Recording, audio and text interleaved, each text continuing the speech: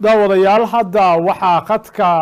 si toosa ugu jira wasiirkii hore ee wasaaradda arrimaha dibadda Somaliland Maxamed Biixi Yunis isla markaasna kamid ah diblomaasiyiinta ugu caansan ee Soomaalida waxa uu ahaa oo ka soo shaqeeyay qaramada midoobay iyo midowga Afrika isagoo ahaa shakhsiga labaad ee xilka ugu sareeya ka qabta qaramada midoobay muddooyinkii ugu dambeeyay waxa uu qayb ka ahaa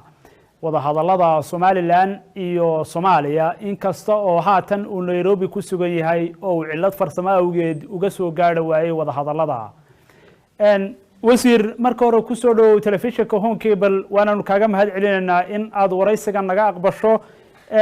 su'aasha koobaad aan ku weydiinayaa waxay tahay maxaa sababay in aad ka hakato in aanad ka soo qayb gelin wadahadallada ka socda Djibouti ee u dhaxeeya Somaliland iyo Soomaaliya بسم الله الرحمن الرحيم هذه بعضو محسنتهاي وانا ندوهاي waxa dhacday farsamo xagga dayuuradaha kulug la awgeed inaan soo bixi kari weynay aniga iyo waftiga aan wada socono unionka ka socday khaasatan ninka u qaabilsan Horn of Africa Alex Rondos oo iyo xafiiskiisa ayaa ahayd inaan soo raacno marka farsamo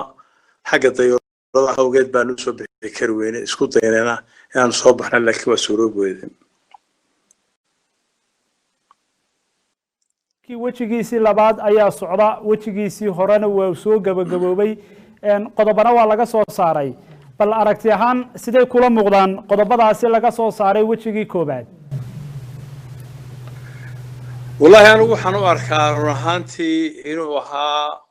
shir aad iyo aad guul u soo hooyay shacbiga reer Somaliland waxaanan qabaa khudbadii madaxweynuhu halka ka akhriyay inay tahay khudbad taariikhi ah oo dhaxalgaleen ah oo aad iyo aad u ballaaran oo aad uga hadashay wadciga Somaliland ku jirto maalintii aynu ku biiray Soomaaliya ilaa iyo waxayna soo maray taasoo dad fara badan oo waftiyada ka mid ah inay hore u wada ogeyn marka waxaan qabaa in aynu qadiyadeennii iyo aragtideennii iyo waxaynu tabanaynay si fiican u dhiibnay dadkuna aad iyo aad dhagaha ugu taagayeen wararkii igaga soo duula ama dadkii la soo xiriiray ajnabiga ahana intooda badani ayna laba socon waxaan wadanka ka dhacayntiisa badan marka waxaan qabaa maanta guul ballaaran ayaa madaxweynihii iyo waftigii inaga tagay ay u soo hooyeen shacbigooda reer Somaliland mudane egas wasiir Maxamed Biixi Yunis waxaad hogaaminaysay wadahadalladan qodobo kuwii maalintii dhaweed la soo saaray kuwa la mida iyo kuwa kale oo heshiisiya dhigaya ayaa la soo saaray maxay kaga duwanaayeen kuwaas aad xilligaa hogaaminaysay iyo kuwan maanta waqtigii aan wasiir al-khaarijiga ahaa ee aan hogaaminayay wadahadaladii ama ka dhacay Turkiga ama Djibouti ka dhacay nasiib maanu yeelan inaanu helno maanta fagaarahan ay maanta waftigan heleen maanta waxay heleen fagaaro ballaaran oo beeshii caalamka oo dhan fadhido dawladii caalamka ugu xoog weynaa joogaan oo Mareykankii joogo European Unionkii joogo Prime Ministerkii Ethiopia joogo IGAD joogto AUD joogto iyo bulsho badan oo caalamkii maanta ay wada dhageysanaysay annagu wada hadaladeedii hore waxay ahaan jireen wada hadallo Somaliland iyo Soomaaliya ay arkayaan oo cidina ku dhex jirin waxna aan la dhex galeyn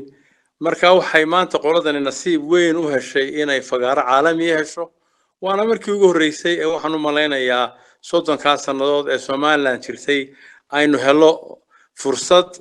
iyo waqti aynu qadiyadeena si xoog loogu dhiibano iyada ummaddu ina maqlayso loona wada fadhiyo laba madaxweyne oo siman iyo madaxweynayaal kale oo markhaati ka ah iyo beesha caalamka oo fadhida marka taasi kaga gadisnayd tan maanta halka ka dhacday kuwii hore aan sameyn jirnay ama kuwii aniga iga horeeyayba Biixi maxaa laga filan karaa baad isleedahay wejiga labaad ee wadahadallada oo ay suurtagal tahay in la soo gabagabeeyo saacadaha soo socda ee gudida farsamada Djibouti uga socda ama wejiga labaad ee shirka maxaa laga filan karaa in laga soo saari karo horta waxa qudadeeda nasiib wanaaga gudiyadan farsamada ee maanta soo fadhiya waxa moderatorka ama dhexdhexaadinayo fadhiya wasiir al-khaarijiga Djibouti Maxamed Ali Yusuf waxa kaloo fadhiya waftigii European Unionka iyo wafdigii Mareykanka ka socday marka horta waa dee markhaatiyaal baa jooga waxyaabaha ugu waaweyn ee doorta aad looga hadlay waxa weeye si dee la isu aamino oo waxaan wax damira dhala ay noqdaan wada hadaladii hore wixii lagu heshiiyey ee faraha badnaa ilaa maanta may ansixin ama may fulin dawladda xamar ka fadhida dawladdan cusub ee maanta dawladdana waa markii ugu horeysay maanta wada hadal la gasho iyadoo si gabagaba ah hase yeeshee wada hadaladii hore wixii lagu heshiiyey ayaa saldhig u ahaa maanta wada hadaladii bilaabmay iyo in maaragtay dee la fuliyo wixii lagu heshiiyey oo ay ka mid yihiin aan dee dhaqaalaha la siyaasadayn ama la iscuna qabatayn arrimihii ku lug lahaa aviationka iyo airspace-ka iyo maaragtay hawada arrimihii dee faraha badnaa in maaragtay la iska ilaaliyo afxumada iyo wixida marka wada hadaladii hore wixii ka soo baxay oo dhan iyo inta wixii aynu dhaqaalaha ahaa aynu wadalana sidii loo qaybsan lahaa iyo si aynu dee sidii berigii hore aan u samaysanay special arrangementskii oo kale wax la mida loo sameeyo marka waxaan filayaa dee inay wafdigeenu maaragtay ku dadaalayaan inay yidhaahdaan waa in dee goobjoog laga ahaado oo nimankani dee wixii hore ee lagu heshiiyey ay fuliyaan awalan waxyaabaha kale dee inaga dhexeeyana markaasay dee la gudageli karaa marka ayaga qudhooda waxay u maqaaladee qodobo yar iyo xankaasay soo jeediyeen laakiin muhiimiyadda ugu weyn waxa weeye in maanta wada hadalkani hore u sii socdo uu bilow yahay aanu noqdo insha allahu wada hadal beesha caalamku marlabaadka iyo maaragtay facilitators ama dee waxay yidhahdaan mediators inaa dhexdhexaadinayo loo fadhiyo goobtan mid ka weyn mar labaad la isugu yimaado oo laga wada hadlo waqtiga tadamba dhacayso iyo wixii hore sidii loo fulin lahaa iyo waqtiga lagu fulin doono wada hadaladani muddo hore ayay soo bilaabmeen muddo dheerna way socdeen inkastoo dhowr goor oo hakad ku yimi marka maanta ama shirkan miyaan lagaga hadal arrimaha masiiriga ee Somaliland iyo Soomaaliya isku hayaan marna ma la soo hadal qaaday ee go'itaanka ama isku biirista horta sidaad ula socoto khudbadii madaxweynuhu uu bixiyey ee ballaarnayd ee waqtiga fiican la siiyey ee ilaa 20 mirir ahayd qadiyadii Somaliland iyo waxaanu doonno saldhigeedu taasoo ah oo ah inaan gorgortan la garin midnimada Somaliland ay xaq u leedahay inay gaar isu taagto Somaliland ay xaq u leedahay sidii wadana fara badan oo soo tilmaamay ama ha noqoto Gambia Senegal ama ha noqoto Masaarida iyo Suuriya iyo wadana badan oo lamid ah وده tilmaamay anaha Balkanska Yugoslavia whatever wadana fara badan oo dacaynkaas uu soo qaatay madaxweynuhu iyo inuu xaq u leeyahay Somaliland inay oo dadkeedu hore looga qaaday imikana ay diyaar u tahay Somaliland mar labaad in wafti caalamku ilaalinaya laga qaado oo masiirkooda halka ku gaaraan marka waxaan qabaa horta gogol dhac weyn waxa uu ahaa khudbadii waxay Somaliland doonaysaa halkaas ay ku cadayd markan dambe oo madaxweynuhu iyo saddexda madaxweyne gudiyada la fariistayna uu cadeeyay in waxay Somaliland doonaysaa ay tahay wixii khudbadiisa ku akhriyay ayana waa ka dharagsan yihiin marka runtii Somaliland qadiyadeedu waa misooda sina soo jirtay shacbiga Somaliland aad iyo aad bay u dadaaleen waddankoodaan wuxuu ka hadlay taariikhdii la soo maray oo dhan iyo maaragtay si beesha caalamka u dhaqmayaan iyo shuruucda u banaynaya maadaama ay buuxiyeen shuruudihii dawladda noqon lahayd oo dhan marka waxay ku koobnaan hawsha oo dhami khudbadii si fiicanna way ula socdaan waftiga ka yimid xamar marka waxaanu filaynaa in dhexdhexaad dambe la isugu kan yeero oo arrinka masiiriga ee sheegtay halka looga sii anba qaado laakiin kulli saaka intoodii badad waxay yiraahdaan conference building in maaragtay la isku soo dhawaadaan lagu kala kicin oo wixii hore laga wada hadlo afxumada la iska ilaaliyo sidee maadaama markhaatiyadan maanta fadhiyaana ay goobjoog uga yihiin in laga filayo dawladda xamar inay sida ugu dhaqsaha badan leh wixii hore loogu heshiiyey inay fuliyaan sidee la isu aamino oo kalsoonidu u dhisanto oo dadka la aamino xamar inay dad xilkasa yihiin oo mas'uuliyadii madaxweynayaashii hore ay sameeyeen ay ka soo baxayaan Somaliland muddo 30 sano ayay baadigoob ugu jirtay aqoonsigaasi caalamiga welina ma hayso waxaan adii sheegtay in dulucda ugu dambeysay aad wada hadaladan uga socotaa in ay yihiin in aad ka heshaan ictiraaf ama gooniisutaag Soomaaliya haddii la waayo qodobkaasi maxaa qorshe labaad Somaliland u ah dowladda Somaliland waxa u bannaan waxyaabo fara badan oo ay kaga goosan karto dowladda xamar hase yeeshee sida dee beesha caalamka iyo adduunkuba wax u sameeyaan waxaanu door bidnay inaanu dialogue iyo wada hadal ku wadno intaynu waday dowladda Somaliland waxay ku dadaashay inay dhisato dowladdeeda iyo institutionskeeda iyo baarlamankeeda iyo doorashooyinkeeda iyo maxkamadaheeda iyo police iyo military iyo lacag inay dowlad taagan oo iskeedu su madax bannaan ay noqoto oo de hawlweyn hawsheenaynu de intaa qabsanaynay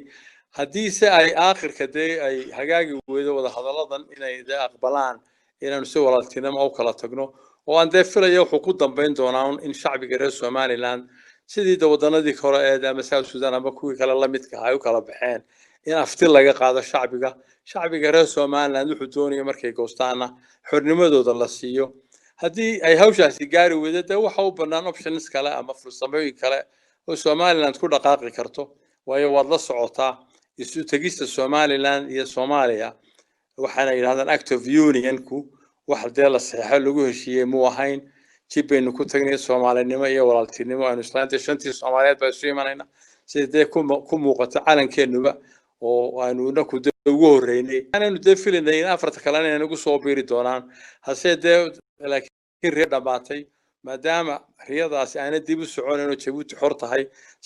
labadii waddan ee kalena ay socdeen oo inaan shaqo ku lahayn innakii xamarna imika 30 sano iyo in ka badan ba aynu kala maqnayn waxaan filayaa waxda Soomaaliya ay Somaliland isugu dhajisaabay inayna jirin inakoon jaara oo sida Jabuuti maanta inoo soo dhaweysay Somaliland la mid tahay oo saddex waddan oo walaalaha oo Jabuuti oo Somaliland oo Soomaaliya oo iskaashana waxisara ayaa ka qiimeeyay waxaana ay ugu muuqataa in aakhirka shacbiga reer Soomaaliya fahmi doonaan walaaltinimadeena iyo wanaageena inuu ku jiro inakoo laba waddan oo siman oo jaara oo xisara noqona khubarada qaar ama aqoon-yahanada qaar ayaa waxay soo jeedinayaan in hanaanka ugu dhow ee Somaliland iyo Soomaaliya ku kala baxaya karaan ay tahay in marka hore confederation system la qaato oo muddo la isku noqdo oo waxyaabaha qaar laga midoobo marka kadibna madaxda Soomaaliyana ay halkan ka dhex ololeyn karaan oo dabeetana marka kadib afti la qaado si ay ku kala baxeen wadamo badan oo Afrikaan ah aragtidaasi adiga sidee kula muuqataa mise jirtaa horta sidaad ula socoto ma sidaad u sheegtay markii hore daanu muddo fara badan baan waxaan aad uga shaqeynayay waxaan joogay Gaza oo Oslo Accord-kii iyo Palestine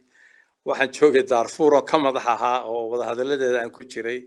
waxaan la socdaa in wadano fara badan oo Afrika u kala go'ay wixii dhacay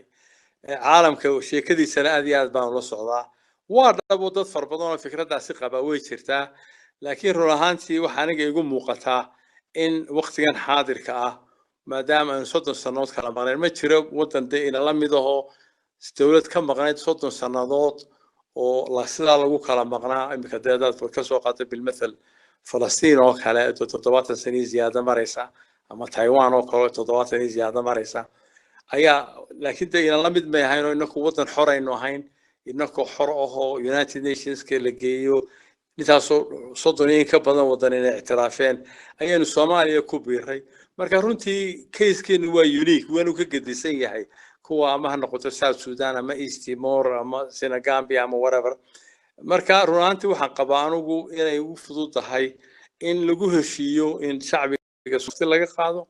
aftida ka bacdina ay xornimadooda helaan markay shacbiga reer Somaliland aftidii hore mid la mid ah laakiin caalamku ilaalinayo sidii loo ilaalin jiray waddanada kale oo loo ilaaliyo ay marka xornimadooda qaataan marka run ahaantii kulli waqti bay qaadanaysaa waxay u baahan tahay in Facebook-ii la galo oo dib looga shiro oo mar labaad haddana la isku soo noqdo wax dhaqsanaya dhamaanaya maaha laakiin damana rabna in waxaan cagta jiido waa in time frame waqti jira waxaan lagu soo afshari karo oo hore loo gaaro meesha beesha caalamkeena ay fadhido ayaga qudhooda waa inagu dhex jiraan waana dhageysanayaan waxaana qabaa eventually ama Africa UN-kii gaadiyo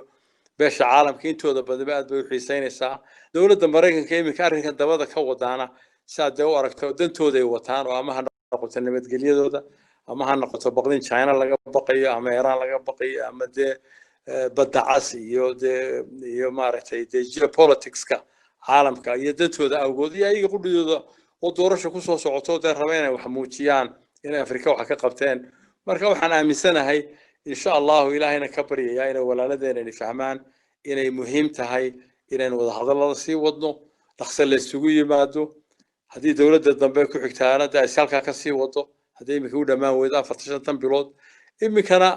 waa bilow cusub inana dambe ay noogu jirto beesha caalamkeenu qadiyadeenu u geeyay markaan waxaan qabaa faa'iidada ugu weyn ee maanta laga helay inaka aad uga helay ilaahayna haylana qabto waftigeena shaqo fiican bay qabteen aad iyo aad baynu hambalyeynaa madaxweynaha iyo shacbiga iyo reer Somaliland maanta hawsha inoo waday aad iyo aad baad u mahadsan tahay kaasi waxa uu ahaa wasiirkii hore ee wasaaradda arrimaha dibadda Somaliland Maxamed Biixi Yunis oo si dhowna ula socday amaba qayb ka ahaa markii hore wada hadallada Somaliland iyo Soomaaliya ee Djibouti ka socda balse cilad farsamo awgeed ugu jooga magaalada Nairobi aad iyo aad baad u mahadsan tahay aad iyo aad baad u mahadsan tahay